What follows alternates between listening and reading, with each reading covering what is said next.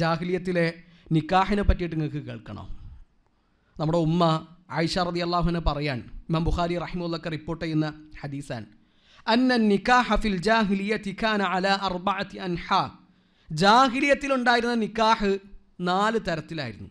4 തരം കല്യാണങ്ങൾ, നിക്കാഹുകൾ ജാഹിലിയത്തിൽ നടന്നിരുന്നു. ഒന്ന്, സാധാരണ ഇന്നത്തെ കാലത്ത് നടക്കുന്ന നിക്കാഹ്. ഇന്നത്തെ കാലത്ത് എന്ന് പറഞ്ഞാൽ ഇസ്ലാം പഠിപ്പിക്കുന്ന നിക്കാഹ്. ഇന്നത്തെ കാലത്ത് പല കോലത്തിലുള്ള നിക്കാഹുകൾ നടക്കുന്നുണ്ട്. എന്നാൽ ഇന്ന് നമ്മുടെ ദീനിൽ നിലനിൽക്കുന്ന രൂപം, വലിയ വരുന്നു, പരസ്പരം സംസാരിക്കുന്നു, തീരുമാനത്തിലെത്തുന്നു, അവർ വിവാഹം കഴിക്കുന്നു. ഇതാണ് ഒന്നാമത്തെ രീതി. ഇനി ബാക്കിയുള്ള രീതികളാണ് കേൾക്കേണ്ടത്. രണ്ടാമത്തൊരു നിക്കാഹിൻ്റെ രീതി എന്ന് പറഞ്ഞാൽ, പീരീഡ്സ് കഴിഞ്ഞാൽ, ആർത്തവം കഴിഞ്ഞാൽ ഭാര്യനെ ഭർത്താവ് പറഞ്ഞേക്കാൻ, പുതിയാപ്പിളൻ്റെ പെർമിഷനോടുകൂടി ഭാര്യ പോവാൻ അവിടെയുള്ള പ്രമാണിയുടെ അരികിലേക്ക്, കുറച്ചൊക്കെ ഒരു സ്ഥാനവും തറവാടൊക്കെ ഉള്ള ഒരാളുടെ അടുക്കലേക്ക്. എന്തിനാ? ഓൻ്റെ കൂടെ കിടക്കാൻ. എന്നിട്ട് ഇവർ 2 പേരും ശാരീരിക ബന്ധത്തിൽ ഏർപ്പെടുന്നു ഭർത്താവിൻ്റെ പെർമിഷനോടുകൂടി.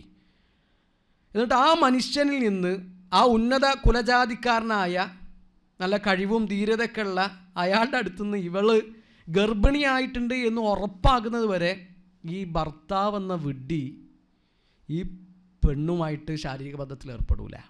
എന്നിട്ട് അയാളിൽ നിന്ന് ഗർഭിണിയായിട്ടുണ്ടെന്ന് ഉറപ്പായി കഴിഞ്ഞാൽ പിന്നെ ഓക്കെ. എന്തിനാണ് ഇത് ചെയ്യുന്നത്? അത് അവർക്ക് ജനിക്കുന്ന കുട്ടി ധൈര്യശാലിയാവണം, അവർക്ക് നല്ല ബുദ്ധി ഉണ്ടാവണം.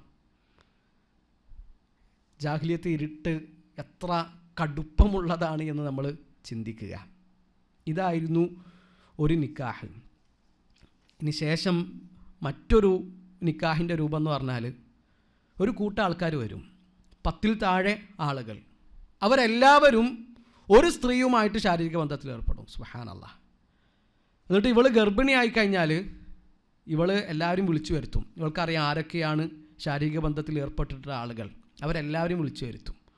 എന്നിട്ട് ഓൾക്ക് ഇഷ്ടമുള്ള ഒരാളെ, ഇവൾ ഗർഭിണിയായി പ്രസവിച്ച് കഴിഞ്ഞാലാണ് ഈ സംഗതി, ഓൾക്ക് ഇഷ്ടമുള്ള ഒരാളെ ചൂണ്ടിക്കാണിക്കും.